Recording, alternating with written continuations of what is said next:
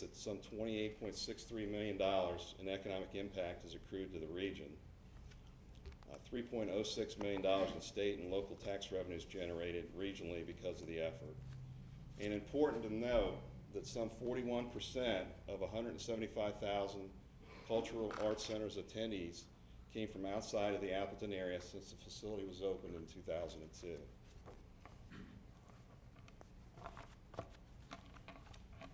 The second cultural arts center that we'd like to highlight here this evening is that which is located in Paducah, Kentucky, the Luther Carson Four Rivers Center. Based on the information they provided us, they indicate a $39.9 million benefit in economic impact to the downtown and region. In Paducah, they went from 5 to 15 restaurants in the downtown area. Vacant land in downtown Paducah now goes for $200,000 an acre based on our research, and 10 years ago it was $1,000 an acre. And 20% of the visitors to the facility in Paducah are from outside 100 miles of the area. We took it even further and got some information from the famous Rand Institute based on the impact of cultural arts centers on a regional basis where they've been constructed throughout the country. And based on a 2007 study that was performed by the Rand Institute, it shows a nationwide benefit of cultural arts centers, revealing a 24% increase in economic activity as a result of their construction. We took a trip recently to the Walton Arts Center in Fayetteville, Arkansas, and had a very pleasant meeting with them and learned a lot just based on our travels. And based on information they provided, the Cultural Arts Center in Walton, in Fayetteville, the Walton Arts Center, generates $16.2 million in economic impact and supports 518 full-time equivalent jobs. 83% of the visitors to the Walton Arts Center are from the Northwest Arkansas region, and 17% are outside the region. The Walton Arts Center supports jobs and generates tax revenue, plus is the cornerstone of their tourism industry. Initial money generated by the Cultural Arts Center events ripples through the community as the money is respent over and over again.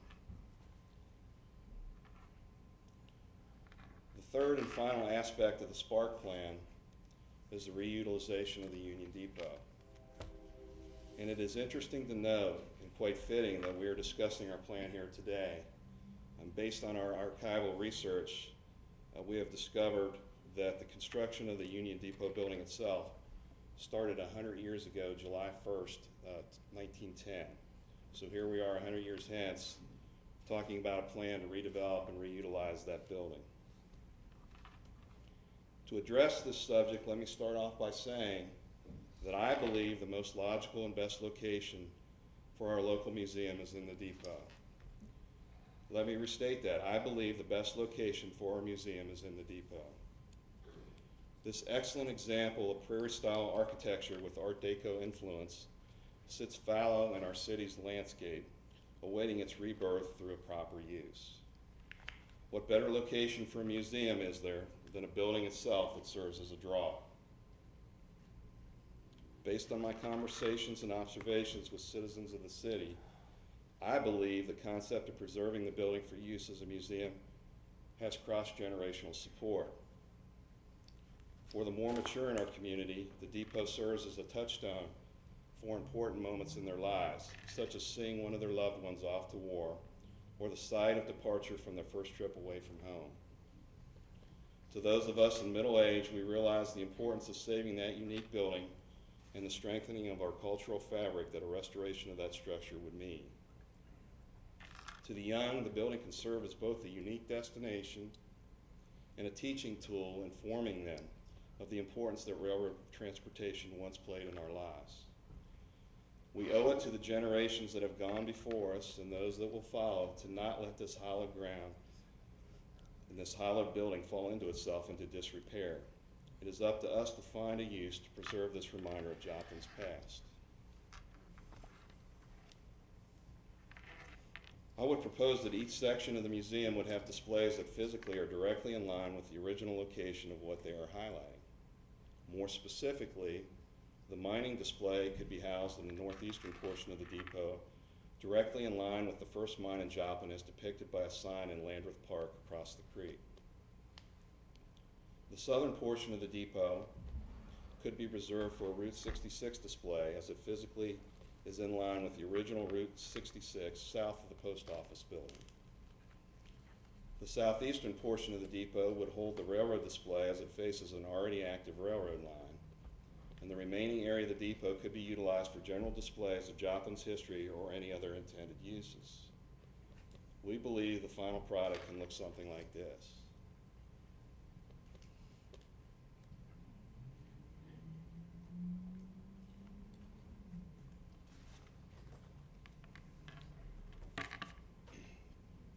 In the future, the notion of this area as a town gathering spot could be further cemented by roofing of the walkway to the boarding area on the eastern portion of the building as a new open-air location for our farmers market, similar to the marketplace of Charleston, South Carolina. What other things does this overall plan accomplish for Joplin?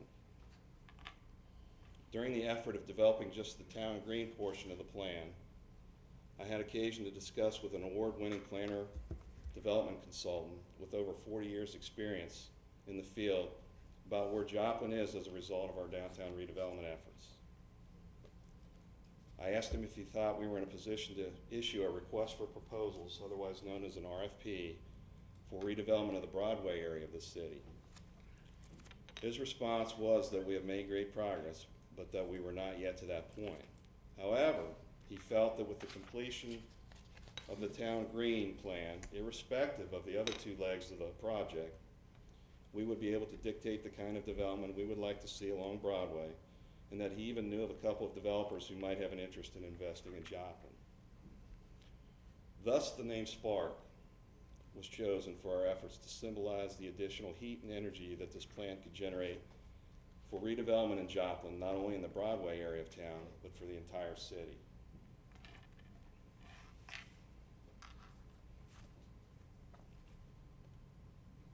Another thing that this plan accomplishes is that it embodies the concept of new urbanism and smart growth, attempting to create a sustainable community by establishing multimodal transportation, creating pedestrian-friendly surroundings, improving the environment, and by preserving and enhancing valued natural and cultural resources. Federal funding for programs is shifting to initiatives that emphasize these and other priorities, and it would behoove us financially and otherwise to be out front of this movement instead of 20 years behind it. Another benefit that this plan accrues to the city of Joplin is that the Spark plan itself accomplishes 5 of the 19 goals, or 26% of the current blueprint goals in and of itself. This is not the blueprint that we just talked about a couple weeks back, but this is the current blueprint that's in place, as obviously developing a plan of this magnitude does take some time. Those 5 blueprint goals that this plan unto itself accomplishes are the development of the arts, museum expansion relocation, economic development, tourism, and redevelopment of the Union Depot. Those are 5 of the 19 objectives that were listed in the last blueprint that this project accomplishes unto itself. The full implementation of our hub and spokes trail concept also allows us the opportunity to interface with other regional efforts in transportation development, including the Joplin Trails Coalition.